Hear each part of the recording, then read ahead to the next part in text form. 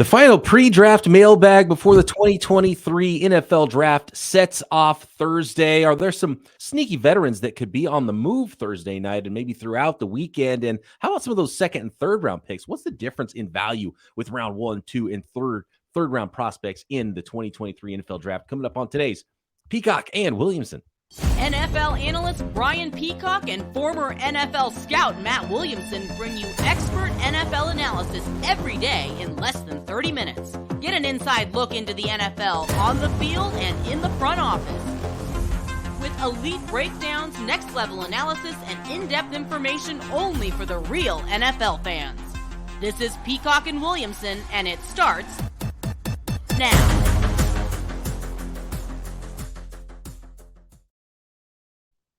Welcome to the Peacock and Williamson NFL Show. Brian Peacock and Matt Williamson at BD Peacock at Williamson NFL. Thanks, everybody, for making us your first listen on the Locked On Podcast Network, your team every day. And we're getting close here. One more sleep, Matt. We got the NFL draft kicking off Thursday. We're going to do a little live show. We're still going to do a live show tomorrow, right? Noon Eastern, Thursday. Yeah, I like it.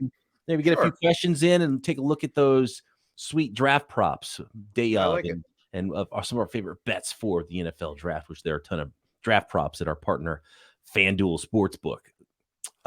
Let's start here. I got multiple questions about trades that can happen in the draft, and we've talked a lot about quarterback trades and what teams could be moving around. What about some veteran player trades? There was the story that broke earlier Wednesday about Chase Young, and his fifth-year option will not get picked up by Washington. Could Chase Young be a player on the move? I was asked a question, who's more likely to get moved first? Zach Wilson, now that Aaron Rodgers is in New York, Mac Jones in New England, or Trey Lance out of San Francisco? Which one of those is more likely? And are there any dark horse players we're not talking about that maybe shocks the world, like the A.J. Brown trade in the first round last year? Well, first of all, happy draft day eve to all. Yeah, we're getting close. And steal a little page out of your playbook. Maybe tomorrow when we're live on the air, we might actually have real knowledge and not smoke screens and things. You know, it's your day of truth day in the NFL. Check in with that day of truth serum tomorrow as well when we go live. I like it. I bet I could come up with a lot of names. I mean, to be honest with you, I think player trades are more feasible now than at any point in NFL history. I mean, Dalvin Cook, Alvin Kamara, Joe Mixon, that whole Derrick Henry, like that whole draft class of running backs. I mean, maybe, the guys that are hitting 27, 28, do I want to invest in them? Maybe Miami takes them off your hands or somebody like that, or a contender like the Bills or the Chiefs or somebody like that says, yeah, I'll take Derrick Henry and give a run with it. DeAndre Hopkins, I think, has a very, very good chance of actually moving. Zadarius Smith, I think there's players like that. Maybe the Buda Baker, I mean, some of these teams.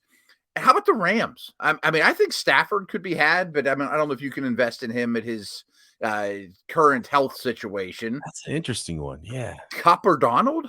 I mean, getting a little crazy. Maybe Kupp. Yeah. Really, he's maybe the A.J. Brown. If the Rams are going to trade one of Kupp, Donald, or Stafford, they might as well trade all of them. That's the way. That's what I mean. I mean, they already traded Ramsey, and not that Allen Robinson's the same level, but their roster is horrendous. I mean, Donald's not going to help them win. Why not go all out and dump everyone you possibly can? Like, I'm already predicting that Aaron Donald won't be a Ram at the trade deadline. Aaron Donald. I didn't even think about that name and go down that path. That would be a heck of a game changer for any team out there, and it could fit a number of teams and some of the teams early in the first round. If you're the Rams and you want to start rebuilding this thing, the earlier picks, the better. And what's going to get you the earliest pick? Well, names like Aaron Donald and Cooper Kupp is going to get you the earliest picks. I'm not a tanking fan. I think people know that. But at this stage where the Rams are at, because, hey, they got a ring in the bank, so go for it. I almost think the goal in L.A. has to be, we want to get the USC quarterback. McVay's going to start over with his guy. We want to be the worst team in the league and give me every future pick I possibly can in the meantime. I really think that's the path to take. And one thing before we get too far, because I meant to say it yesterday, but we were closing on time and we were talking about the Texans and all their draft capital. They're the perfect team to go trade for Cooper Kupp or make an AJ Brown type of deal. Like they have so many picks and things. Teams like that, or the Bears, teams like that have a lot of cap space that are starting to head the right direction, could be the teams that are buyers that are usually sellers. Chase Young's an interesting one because as soon as the team doesn't pick up your 5th-year option, that means you're available in most cases. Chase Young is more difficult though, because he's such a high pick, and he was a rookie of the year, and then the ACL injury. And what are you getting? Are you getting damaged goods? They don't want to pick up a 5th-year option, which is kind of nuts for a high pick that's an edge rusher like him. And if you trade for him, what if he is damaged goods? You get nothing in return, really. You don't get the player you're hoping to trade for. Right. And if he does return to form, well, now he's a free agent and he needs a mega contract. So I don't even know what you would give up for someone like Chase Young at this stage. So I don't mean to put you on the spot because I don't know this answer, so I have no right to say anything different. But the fact that you have not yet picked up the 5th-year option, if I'm a different team and I trade for Chase Young today or during the draft, do I still have the option to do it?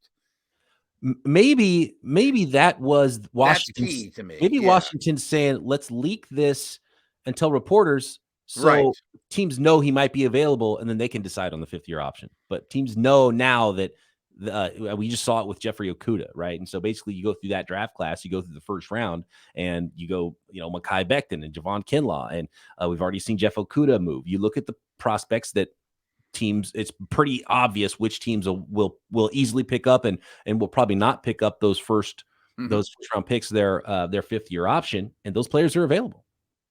Young's really confusing to me for all the reasons you just laid out. Like, I wouldn't even know what to offer, what he's worth. It shouldn't be a lot, and he's even got a pretty big salary if you do pick up the 5th-year option, which is why you might not want to pick him up as he was number 2 overall pick, right? And he went to Pro Bowls. That's part of the CBA, so it spikes even more. So it's not like, oh, what a bargain, because if you are getting damaged goods, you don't want the 5th-year option, but his upside is tremendous.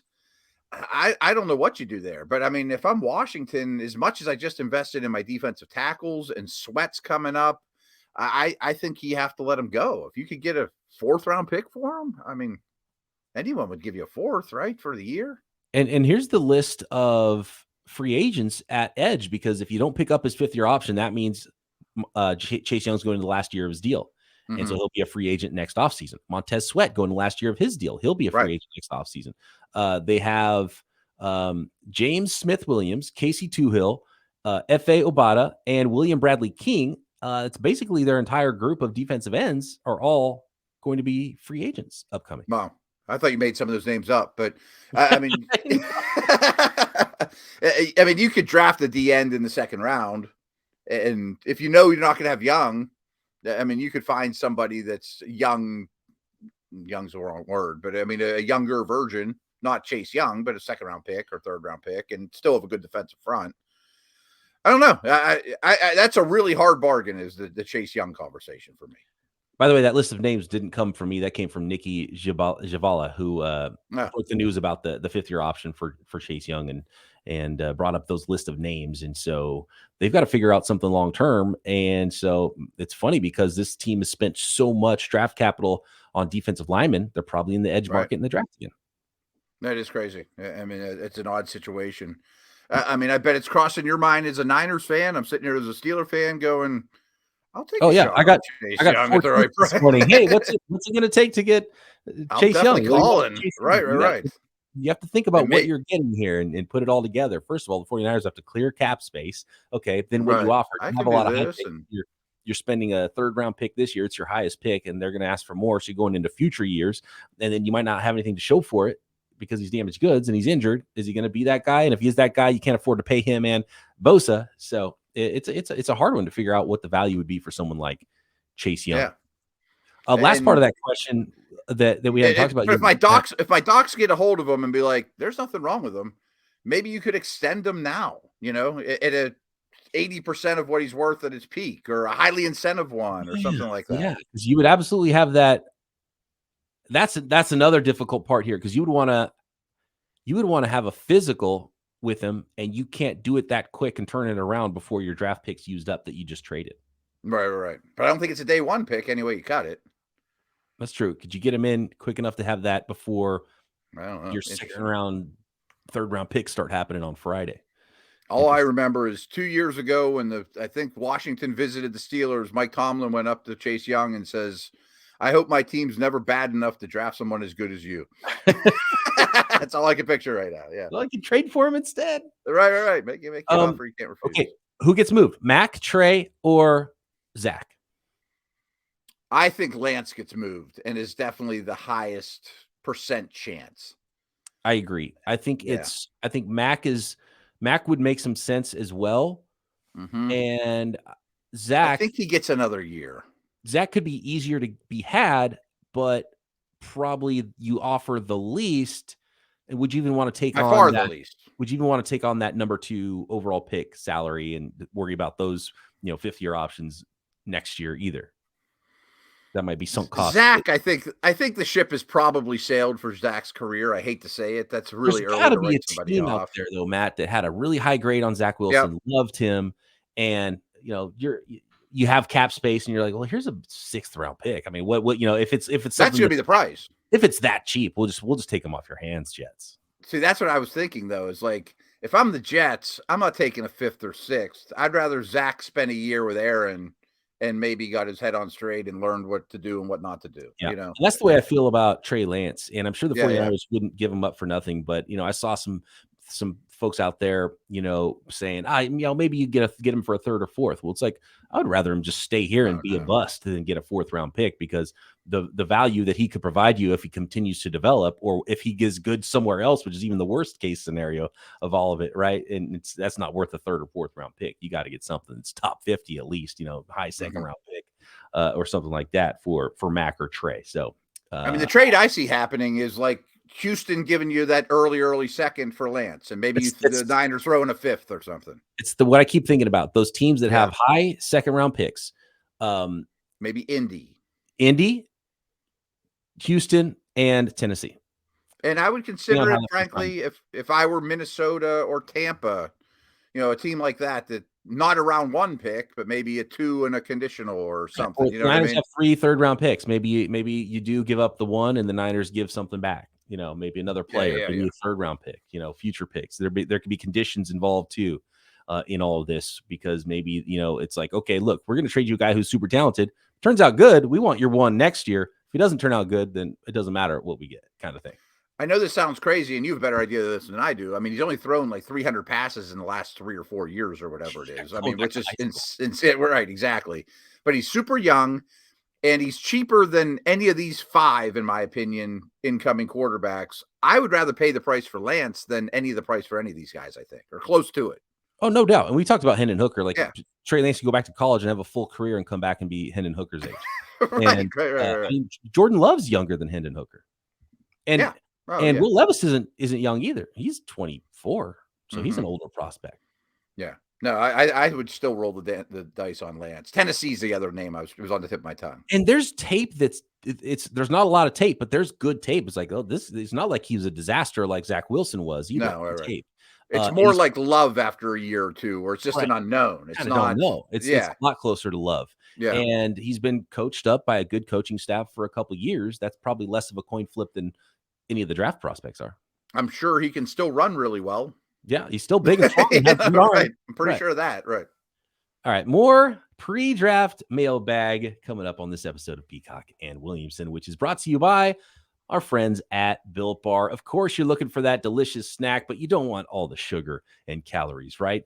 Then you got to try the best tasting protein bar ever, and that is Built. If you're like me, trying to make healthier snack choices, and you don't want to compromise on taste because you want to feel good about the thing you grab for. Well, Built Bars has you covered there because you want to grab it and you want to eat it, but then you're getting, check out these macros, 17 grams of protein in most Built Bars, only 130 calories in most Built Bars, and only 4 grams of sugar. I mean, that is what you're looking for in a snack that actually tastes good. Healthy is tasty, and it is amazing. And most Built Bars are covered in 100% real chocolate, which really drives home that flavor, and you really feel like you are getting a snack, and you are getting a delicious snack.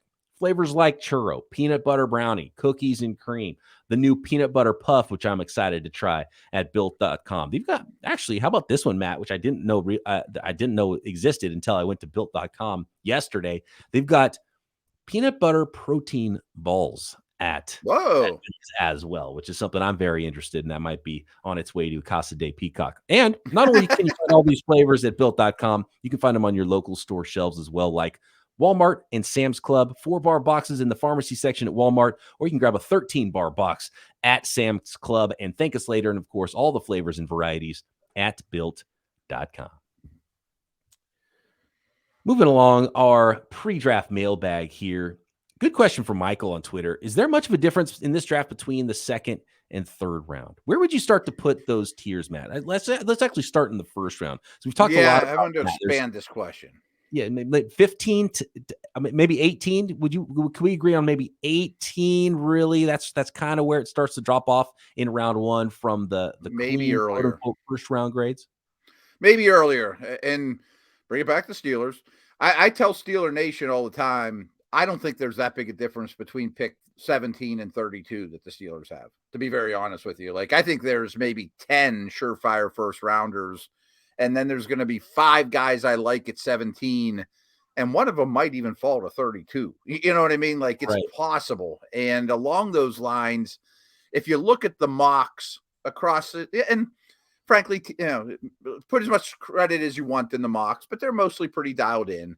But I bet over the last 2 weeks that the most credible mockers have probably had 55 different names in the first round. You know what I mean? Right. It's not 35 names like most years. And I think it's going to be more difficult this year, especially because of the quarterbacks, and it's hard to place them, and one movement changes everything all the way through 31 in your first round mock draft. And last year was easier just because there was fewer quarterbacks, so you didn't have to force those quarterback pieces in as much. And most of the people that got mocks wrong is because they had too many quarterbacks in the first round. Right. And when you look at this year, I would say because teams' boards are different, and I think a lot of the names are going to be the same. But if this team has 15 first round grades, and this team has 16 or 17, this team has 18, this team has 15. And I think if you add those up, you probably get 20 different names, right? So there might be, like this team, because stylistically, or this team for my scheme, he's a first, but I don't want him if I'm a zone heavy team or whatever. Yes. And this team doesn't need a quarterback, so they're not worried about the head bookers of the world, but they would still grade Bryce Young high, right? Or a team that values running backs more than another, that would consider Bijan, another team might not. And so, I think 20 names probably would, most teams would feel pretty good. That's why I feel like the Steelers, there's a good chance they're going to get one of those guys, but there's a chance that they have like 16 names and that 16th goes off the board and they're sitting there at 17, like, gosh, we just missed by one. Wish Bijan would have went, or one more quarterback, or a tight end or something. Exactly. So all those teams are hoping all the quarterbacks go in front if you've already got. Of course. Right. Yep. So after that, what's that second round area look like? And does it even ever drop off into round 3? I tend to agree with you. I think more so than most drafts I can remember, 20 to 70 isn't a bunch of tiers. It's maybe 2-ish. Usually there's 4 tiers in there, to bring it more into a day 2 conversation. So I am always telling Steeler fans, I want to trade down at 17, go to 25, maybe get the same player, Brian Branch or Banks or whomever. And at 32, we always play this game too. Like, if these 31 are gone from the mock, who do you want? Never am I like, oh my God, I can't believe that guy's there. There's like, there's 10 dudes that are okay. Yeah. And I feel like that almost at every point of day 2. Like, there's a lot of guys here I like, but rarely is it, oh my gosh, Bijan Robinson fell to the 40th pick, It's hard because of the timing of it, but using those Steelers picks at 17 and 32, Matt, ideally you would probably say, well, let's move back from 32, stay in the same caliber tier of player, and use that extra pick we got from 32 and maybe go up 1 or 2 from 17 and make sure we get in the first tier maybe of players. But it's hard because you have to go the first round first before you get the second round. So it's hard to do it in the correct order to make that happen. But using the same amount of draft capital, if you could use the pick you gained to move up a couple spots from 17 by moving back from 32, I think that you would end up with a better draft in most cases if you were projecting it out for the Steelers. So even to spin it away from the Steelers, you and I have done plenty of mocks and we've watched tons of mocks. And when you're doing your own, rarely when the Bucks or the Jags are on the clock am I like, oh my gosh, this guy's still there. I can't believe I'm going to run up to the podium. Or even the top teams, the Bills and Chiefs and Bengals and Eagles. The end of the first round, it's like, there's a lot of guys that would do the trick. We need an edge, and there's 3 to pick from. But it's pretty rare that I'm like, I can't believe this guy fell that far. He's a stud. I do think overall it's not the greatest draft. I agree. And I'm thinking of guys that went in the second round last year, early second round. And I'm like, those guys would be slam dunk first rounders this year. Christian Watson and Jalen Petrie and some of those players. I think those would be easy first rounders this year. Yeah, even just think of the receivers. Like you mentioned, Watson. I mean, George Pickens is better than half these guys. There's a lot of those George dudes. Pickens is wide receiver 2, at least in this class, easily. Yeah, that's a great call. Right. Great I had on last year. Yeah. Yeah. No, I think you're right. I mean, unfortunately, I think the strongest positions are running back, tight end, and corner's a premium position. But those are the deep positions. Those are where you can get a lot of value. But how much do people care about running backs and tight ends? You know what I mean? It is a pretty deep. The more work I do, and I've done a ton of work on the third round area because the Niners don't pick until 99, and they got a bunch of third round picks. I like the depth at edge. I think there's a nice group of edge rushers down all the way through the third round, although some of those guys might get pushed up, and some of the names I'm looking at. Like I was watching Isaiah McGuire this week a lot. And he's a good player. And this is sort of teasing it because I've been teasing it for Locked On 49ers. Congratulations if you're hearing this before Locked On 49ers today. So I was going to unveil my guy, Isaiah McGuire out of Missouri. I mean, he's a fit. I see people with a 4th round grade on him. I'm like, oh my God, he might be that sneaky guy where you're like, oh, I didn't expect that name at pick 30. Yeah, that's a good call. Actually, I want to take it back a little bit because on defense, edge and corner, premium positions, I like what they'll be there in the 3rd round. I mean, you could go pretty deep with the Auburn dude, Foskey, blah, blah, blah, blah. I mean, a lot of names I like. The dude from Tennessee, Young. I mean, there's tons and tons of them, and there's corners galore. But the offensive deep positions are the ones people don't care about as much. They aren't premium positions. Right, running back and tight end. Yeah, running back and tight end. In the tight end market, the edge market, and the corner market, you feel pretty good about the depth. And to be honest with you, the Niners those 3 late 3rd round picks, I wouldn't be shocked if those are the 3 positions they take because, need meets value there. Yeah, I 100% agree. But like D tackles light, receivers light. I would actually wish. I find it odd that there's not a clear 3rd round quarterback. The Ritter Corral type guy. There's not even one of those dudes. If you listen to Peacock and Williamson, there is a clear 3rd round quarterback, and it's Hendon Hooker, in my opinion. I tend to agree with you. Right. Number 12 and 11, like I'm seeing in these mock drafts. I'm still not buying it, man. I'm still not buying it. We'll see. Check again. This is a trade down draft for me all day long. If I can trade down 5 spots and pick up an extra 3rd, that might be a starting safety or linebacker or whatever. Right. I agree, especially if you're late round 1. If you're in the top 15, I might stick there though. Yeah. Jared wants to know, how about Gibbs to Dallas at pick 26 if Bijan is gone? They need playmakers, and I know that they've got the franchise tag on Pollard there at running back, and Zeke is gone. So Bijan had been a pretty hot name. I do think Bijan is going to be gone by pick 26 in this draft, but I would have no problem with Gibbs there either at 26. Kind of ignoring the question, but I feel stronger and stronger and stronger about over 1.5 running backs in the 1st round because I think Gibbs is going to go. I don't know why or how. I mean, especially if Mixon gets traded or Cook or, somebody trades back in. He's a little redundant for me with Pollard, but I think Pollard's only there 1 year. And if you look at Jerry Jones, he's always had an Emmett or a Zeke or, an every down dude. This would make you lose your marbles, but maybe they trade up for Bijan. Keep him in Texas. When I say I like Gibbs to Dallas, I wouldn't be doing those 1st round running backs, but right. I like it as a projection that something that could happen is what I mean when I say that. Trading up for. I know that's bad business. I mean, it's not going to make you. It's not going to help you. It's just not.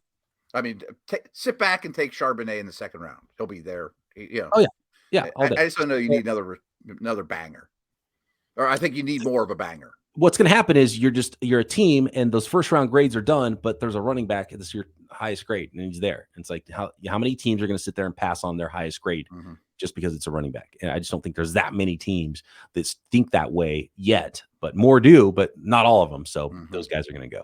And it doesn't help Bijan's case that this is a deep running back class. Like, I can wait 3 rounds and get Tank Bigsby, who's good. It's not a light group, and it never is a running back. But boy, is he special. He is a phenomenal football player. All right, we got questions about how things work in a front office during the draft and GMs and how these conversations happen between teams. And some more. There's actually some really funny questions in here as well coming up, and we'll finish up this Peacock and Williamson pre-draft mailbag. Thank you once again, everybody. All the everydayers out there making Peacock and Williamson your first listen every single day. We're going live tomorrow. Make sure you tune in just after noon Eastern, Thursday, live Peacock and Williamson program on the YouTube channel. So go to YouTube, make sure you subscribe, hit the notification bell so you're ready. And we're going to take a look at some of the draft props as well on that episode, as well as go through some of this late information on draft morning. Okay, Matt, I want to go to JDS, who had a question. If Houston wants Tyree Wilson, what are the odds they stay at 2 overall? Seems like a waste to do that at 2. I don't think you go much farther though for Wilson. If you like Wilson and you like Will Anderson, you could trade to 4, and you know you're going to get one of them, right? You'll get one of the 2. Do you want to help out the people in your division? If you're not going quarterback, is it more valuable for you to trade to a team that does want a quarterback at 2? And then even if you miss out on Wilson or Anderson?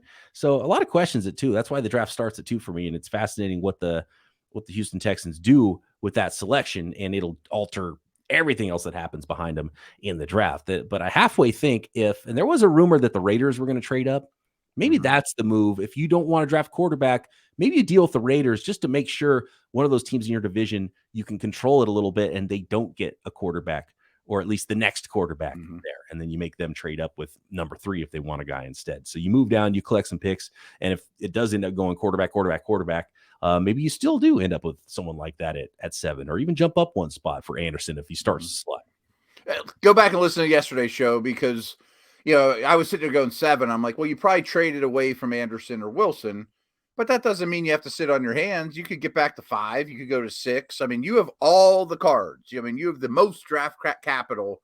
They should be the most active, whether that's moving down, up. If you get out of 2, so what? I mean, you can get out of 2 and then come back to 3. I mean, you have that power. Lucky Gluck here says, how will you make sure that you get credit for predicting the Texans doing the crazy things you think they will? Will this prediction be bigger or smaller than when you were the first to nail the Jags number 1 overall last year with so appreciate there's plenty of audio evidence we can go back to if it does happen. Hey, as long as one listener remembers a year later, that's all I'm shooting for. That's all we need. It's good stuff.